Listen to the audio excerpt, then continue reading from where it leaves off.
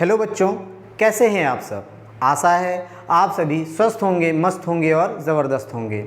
मैं सत्यम श्रीवास्तव आप सभी का स्वागत करता हूं सनराइज कोचिंग क्लास के यूट्यूब चैनल पर। आज हम रसायन विज्ञान के अंतर्गत एक बेहतरीन टॉपिक के बारे में जिक्र करेंगे। इसका नाम है परमाणु तथा रासायनिक सूत्र का निर्माण करना। वीडियो के अंत तक ज़रूर बने रहिएगा। आपको रासायनिक सूत्र कैसे आसान तरीके से बनाया जाता है ये ज़रूर समझ में आएगा। चलिए हम शुरू करते हैं सबसे पहले परमाणु के बारे में। अगर हम बात करें परमाणु की, तो परमाणु वह सूक्ष्मतम कण है जिससे हमारे चारों ओर की वस्तुएं बनी होती हैं। परमाणु पदार्थ की सबसे छोटी इकाई है जो किसी तत्व के सभी गुणों को रखती है। कहने का मतलब हमारे चारों तरफ जितनी भी वस्तुएं दिखाई देती हैं उनमें किसी न किसी प्रकार का परमाणु जरूर उपस्थित होता है। अगर हम बात करें कोई भी परमाणु, तो कोई भी परमाणु मुख्य रूप से 3 मूल कणों से मिलकर बना होता है। जैसे नंबर 1 इलेक्ट्रॉन, प्रोटॉन और न्यूट्रॉन। अगर हम इनके आवेश के बारे में बात करें तो इलेक्ट्रॉन पर आवेश होता है -1.6 10⁻⁻19 कूलाम। कूलाम किसी आवेश का मात्रक होता है। प्रोटॉन पर आवेश होता है प्लस का 1.6 × 10⁻⁻19 कूलाम। न्यूट्रॉन पर कोई भी आवेश नहीं होता है।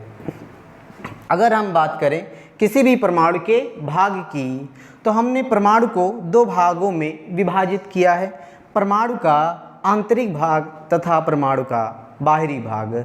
परमाणु का आंतरिक भाग नाभिक होता है तथा परमाणु का बाहरी भाग कोश या कक्षा होता है। इन 3 मूल कणों में से परमाणु के नाभिक में 2 मूल कण उपस्थित होते हैं, प्रोटॉन तथा न्यूट्रॉन, जिसके कारण नाभिक पर धनात्मक आवेश पाया जाता है। इलेक्ट्रॉन होता है वो कोश में, नाभिक के चारों ओर कोश उपस्थित होता है। नाभिक के चारों ओर उसी कोश में इलेक्ट्रॉन चक्कर लगाता रहता है।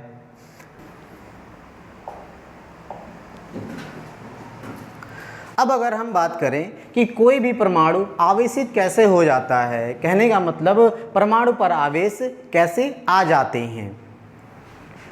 जब किसी परमाणु द्वारा इलेक्ट्रॉन त्यागा या ग्रहण किया जाता है, तब उस परमाणु पर त्यागे गए या ग्रहण किए गए इलेक्ट्रॉन के बराबर आवेश, और वो आवेश धन भी हो सकता है या ऋण भी हो सकता है, आ जाता है, जिससे वह परमाणु आवेशित हो जाता है। अब हम बात करेंगे आयन के बारे में।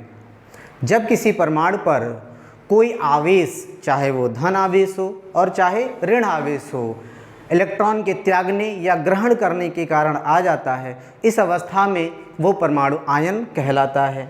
जैसे जब किसी परमाणु पर आवेशित वो धन आवेश हो या ऋण आवेश हो आ जाता है, तो वह इस अवस्था में आयन कहलाता है। आयन 2 प्रकार के होते हैं। अगर किसी परमाणु पर धन आवेश होगा तो वह आयन धन आयन कहलाएगा। अगर किसी परमाणु पर ऋण आयन होगा तो वह ऋण आयन कहलाएगा। यानी आयन 2 प्रकार के होते हैं, धन आयन और ऋण आयन।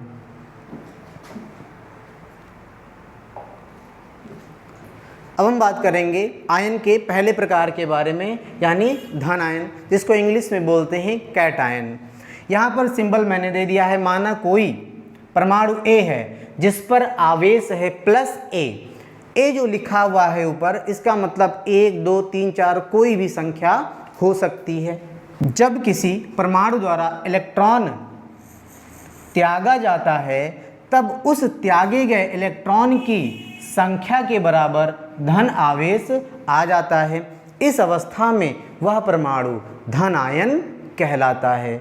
फॉर एग्जाम्पल की अगर हम बात करें, जैसे सोडियम पर प्लस का 1 आवेश आ गया है, ये धन आयन है। जैसे पोटेशियम पर +1 है, आयरन पर +2 है, एल्युमिनियम पर +3 है। कहने का मतलब जो भी परमाणु जिन पर प्लस का कोई भी आवेश होता है वो धन आयन कहलाते हैं।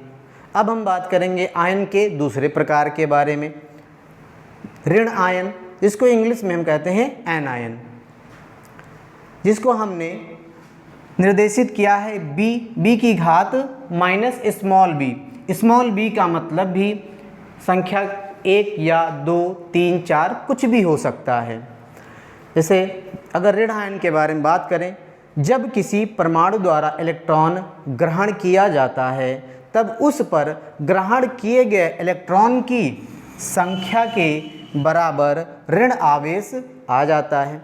इस अवस्था में वह परमाणु ऋण आयन कहलाता है। अगर हम एग्जाम्पल के बारे में जिक्र करें तो जैसे फ्लोराइड आयन, जैसे क्लोराइड आयन, जैसे ऑक्साइड आयन आदि। आगे हम जिक्र करेंगे रासायनिक यौगिकों के रासायनिक सूत्र कैसे बनाते हैं, जिसके लिए हम एक ट्रिक का प्रयोग करेंगे, जो ट्रिक है क्रिस क्रॉस। इसको पढ़ने से पहले हमें कुछ आयन के यहाँ पर लिस्ट दिए गए हैं, उन्हें आपको याद करना पड़ेगा, जिससे ट्रिक को अप्लाई करने में थोड़ा आसानी हो। जैसे हमने चार्ट में बनाया है धन आयन और ऋण आयन। जैसे अगर हाइड्रोजन पर +1 लिखा हुआ है तो उसे हाइड्रोजन, सोडियम पर +1 है सोडियम, पोटेशियम पर +1 है पोटेशियम। ऐसे आप इन चार्ट को याद करेंगे। जैसे ऋण आयन के बारे में बात करें, क्लोरीन पर -1 है, इसको क्लोराइड कहा जाएगा। ब्रोमीन पर -1 है, इसे ब्रोमाइड कहा जाएगा। OH- इसको हाइड्रोक्साइड कहा जाएगा। ऐसे ही आप इस चार्ट को याद करेंगे, जिससे आगे ट्रिक को अप्लाई करने में आसानी होगी। आगे हम बात करते हैं ट्रिक के बारे में। जैसा कि अब हम बात करेंगे ट्रिक के बारे में, जिस ट्रिक का नाम है क्रिस क्रॉस ट्रिक। इसको हम अप्लाई कैसे करेंगे, पहले आप इसे सीख लीजिए, फिर हम आगे कुछ नाम दिए गए हैं कुछ रासायनिक यौगिकों के, जिसका हम रासायनिक सूत्र अपने ट्रिक के माध्यम से किया जाएगा। जैसे अगर हम मान लें कोई एक धन आयन है जिस पर आवेश है प्लस का A, कोई दूसरा ऋण आयन है जिस पर आवेश है माइनस का B। जहां अगर हम A और B की बात करें, A और B कोई एक संख्या हो सकती है, 1, 2, 3 ETC कोई संख्या हो सकती है। अब अगर हम B वाले ऋण आयन का आवेश है यहाँ पर माइनस और प्लस वहीं छोड़ देंगे। अगर B को अगर हम नीचे लेकर आएंगे वो A के नीचे चला आएगा, अगर A को हम B के नीचे लेकर आएंगे तो वो नीचे चला आएगा। यानी कि आपका एक हाइपोथेटिकल फॉर्मूला बनकर तैयार हुआ A B B A। इस ट्रिक का प्रयोग हम करेंगे रासायनिक यौगिकों के रासायनिक सूत्र लिखने में। चलिए हम अपना ट्रिक अप्लाई करते हैं। फॉर एग्ज़ाम्पल हाइड्रोजन, आप चार्ट में देखे होंगे हाइड्रोजन को हम लिखते हैं H का +1। सिर्फ अगर प्लस लिखा हुआ है तो उसको हम मान लेंगे कि वहाँ पर 1 लिखा होगा। क्लोराइड को हम लिखते हैं Cl-1। अब बात आती है ट्रिक की, इस 1 को हम Cl के नीचे ट्रांसफ़र कर देंगे और Cl वाले 1 को हम हाइड्रोजन के नीचे ट्रांसफ़र कर देंगे। ये बनकर आ गया H1Cl1। 1 लिखते नहीं हैं, इसलिए हमारा फार्मूला तैयार हो जाता है HCl।